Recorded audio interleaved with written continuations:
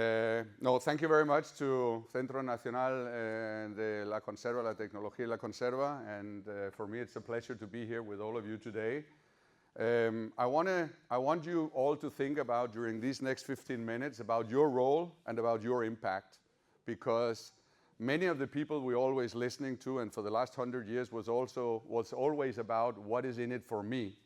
And I always believe that what is in it for us. So think about your role, because the word of today and this keynote is about collaboration. It's about the global food markets.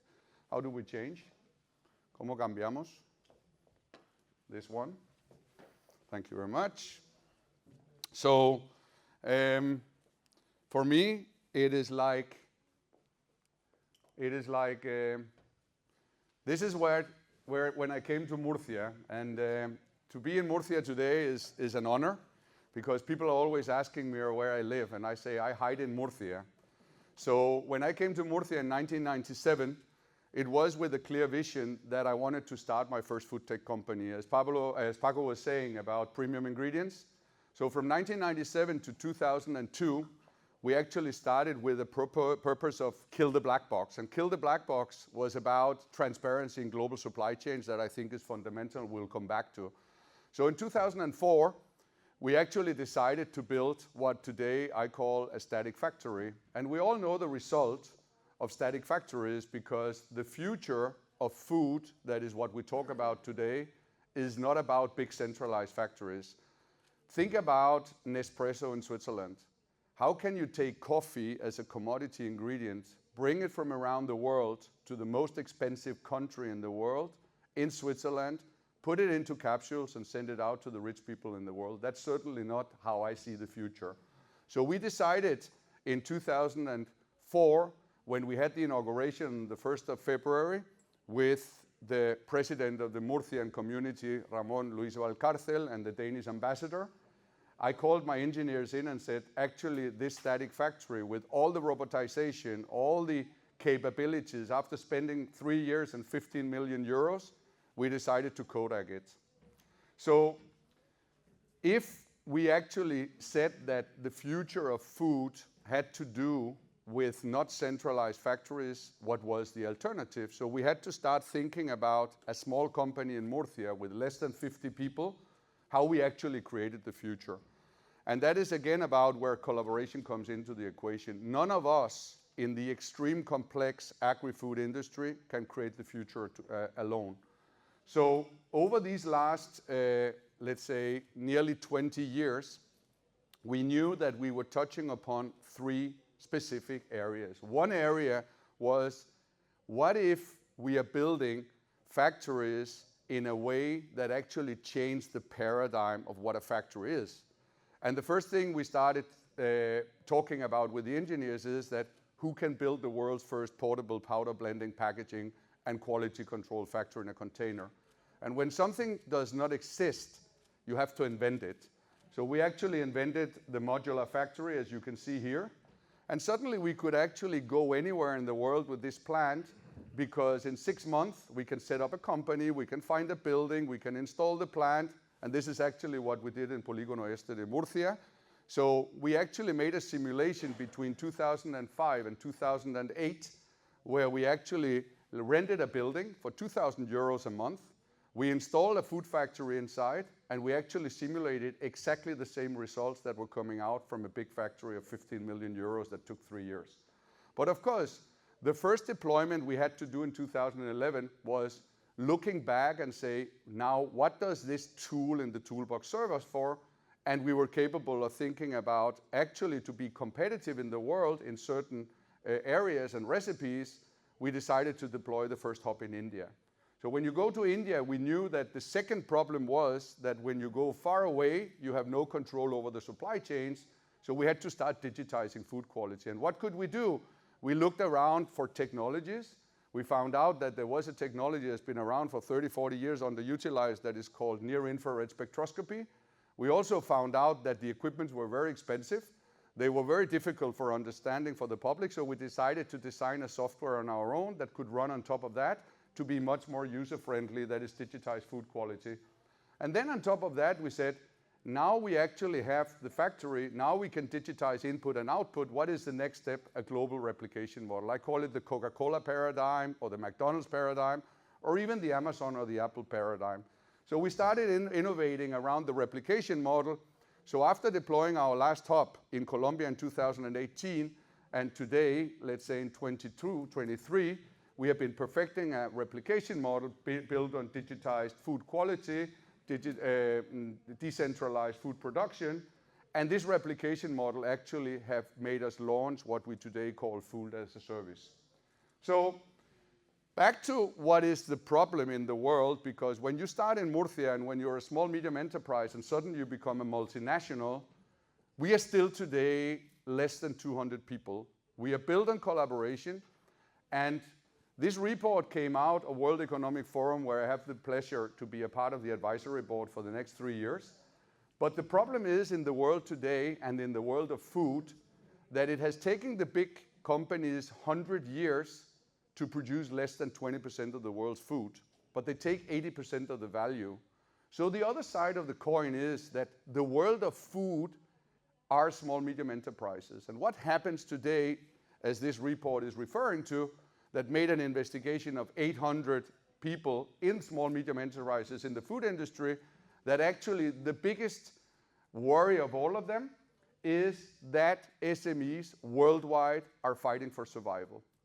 So how can they not be fighting for survival if 80% of the world's food is produced by 500 million farmers and small, medium enterprises that only take 20% of the value? It is obvious that the world has a huge problem.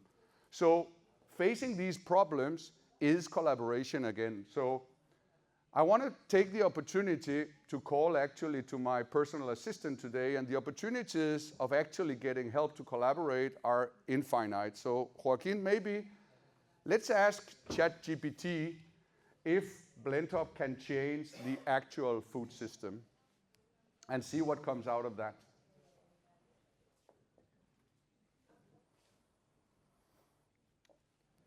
While Joaquin is finding our online assistant that, by the way, all of you have available for free, the funny thing when you start asking your online assistant questions, it's actually the biggest access to information online today, end of the story. And it's funny that you don't necessarily need to take every single line as a given, but actually if we take and we say, can Blendhub change the actual food system? Then it starts telling us what Blendhub is about. And I don't want to go into the details, except that Blendhub is specialized in providing customized food powder blending solutions.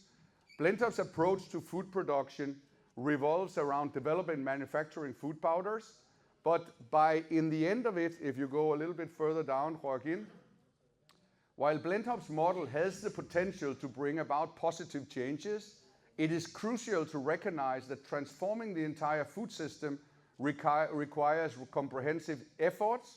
Factors such as agricultural practices, sustainability, distribution network, consumer behavior, policy frameworks play a significant role in changing the food system, and collaborative efforts of multiple stakeholders, including government, food producers, researchers, consumers, and so on, are needed. So do Blendhub believe that we are something special in the food industry without you? And that is where I come back to what is your role. So if we just go back to the presentation, Joaquin.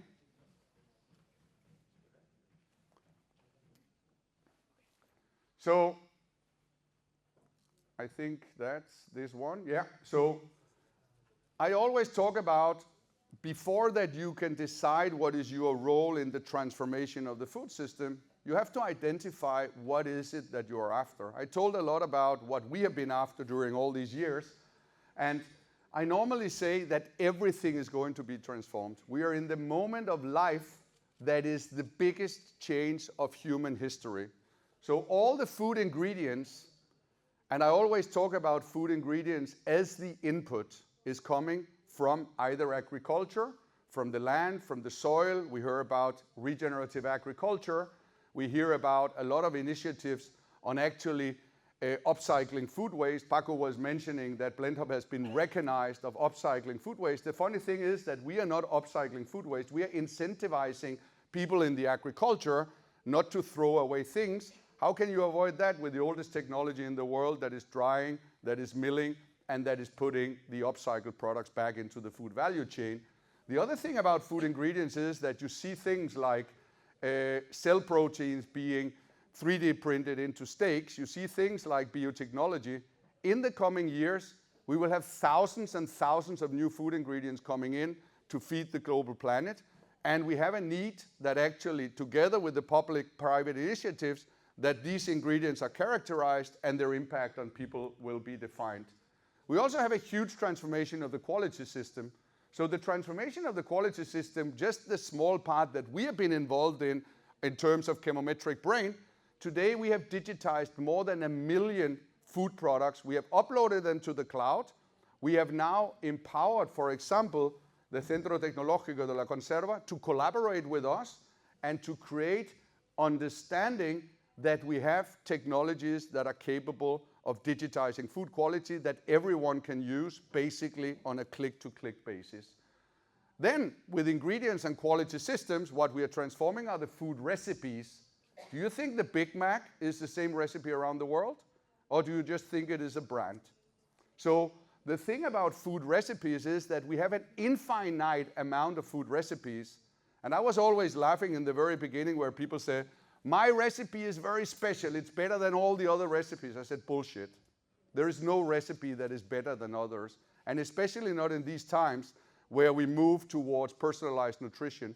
That, by the way, is another reason why there is an incredible opportunity for empowerment in entrepreneurship, because the big companies have been producing a Maggi cube or an espresso, but personalized nutrition is a completely different game that will actually augment the quantity of recipes going into society. So huge opportunity for all of you to start entrepreneurship, or at least empower entrepreneurship. That is one of the stake and the main pillars of the Blendhub philosophy. The biggest of them all is the transformation of global supply chains. If we change input and we start changing output, we start changing behavior, we start changing consumers, we start changing what the consumer's perception of good and bad. And the most important thing around what is good and bad is, in my opinion, that the consumer go and ask for a question before they actually buy. And they normally ask the question to themselves and say, what is good for me? So when we start changing the supply chain, we actually go back to the consumer idea about how do we make a selection. And I've made this picture for all of you to reflect how consumers made the decision in the last 100 years. We actually, back in 1885, and I normally add this small story to that picture here, is that there was a gentleman called Henri Nestlé that had an incredible good purpose as an entrepreneur, because he created a blended powder that could be hydrated in water or in milk, and it could actually save lives of children. So millions of children were saved because that a gentleman invented a product that could substitute the mother milk that many mothers were not capable to give their children.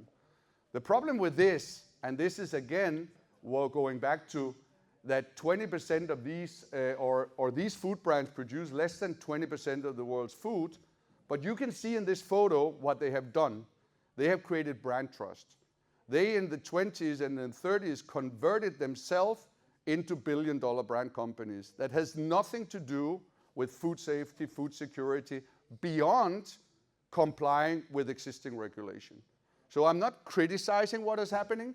I'm just calling the attention that if we have had, for the last 100 years, a scenario where we go and select food products in the supermarket every day because we trust the brand, what the future is going to be about, in my opinion, is that the technology is going to change the way we take decisions. Purchasing decisions, going back to what Blendhub and Chemometric Brain are trying to do, is empowering small, medium enterprises using technology to act like the big multinationals. And that today is a reality. The 3 legs that we have been building on: localized food production, digitized food quality, and food as a service, is a way where we empower startups and scale-ups to actually act exactly like the big multinationals by the utilization of technology. So in the end, it's not about sitting inside a small building and create a lot of ideas and a lot of technology. In my opinion, it's about that the technology is for taking it to the market. And today, it's all about, in my opinion, speed, and it's about agility. It's not about publishing large papers.